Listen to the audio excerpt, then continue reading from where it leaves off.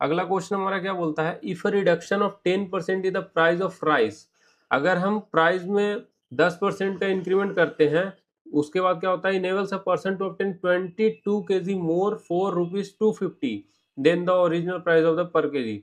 अब यहाँ पे क्या बोल रहा है कि अगर किसी चावल का रेट में अगर 10% कम हो जाता है तो वो उससे, अगर 10% कम जाता है तो 22 केजी ज़्यादा खरीद पाता है, और यहाँ पे 250 में है, यहाँ पे एक्सपेंडिचर क्या है, सेम है।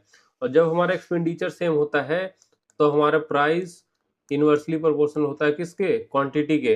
तो हमारे यहाँ पे प्राइस मान के चलिए, यहाँ पे पहले प्राइस हम 10% का कितना होता है फ्रैक्शनल वैल्यू, 1/10, ठीक है। पहले 10 रुपया था, अब इसको 9 रुपया हो गया, 10% कमेगा तो 9 रुपये प्राइस हो जाएगा। अब यह तो पहले ये कितना खरीद पाता होगा, पहले ये 9 क्वांटिटी खरीद पाता होगा, अब कितना खरीद पाएगा, 10 क्वांटिटी खरीद पाएगा। ये प्राइस का रेशियो है और ये हमारा क्वांटिटी का रेशियो आ गया, क्योंकि प्राइस और क्वांटिटी इनवर्सली प्रोपोर्शनल है तो हमने रेशियो को भी क्या कर दिया, उल्टा कर दिया, ठीक है। तो यहाँ पे ये कितना, 9+1, अब यहाँ +1, अब ये बोल रहा है कि अगर प्राइस कम करते हैं तो इसकी क्वांटिटी बढ़ जाती है, कितनी से बढ़ती है, 22 किलो, लेकिन यहाँ पे हमारे रेशियो में कितना बढ़ा, 22 केजी बढ़ा, तो एक की वैल्यू कितनी है, 22 केजी है, तो 9 की वैल्यू कितनी हो जाएगी, 198 केजी, ठीक है।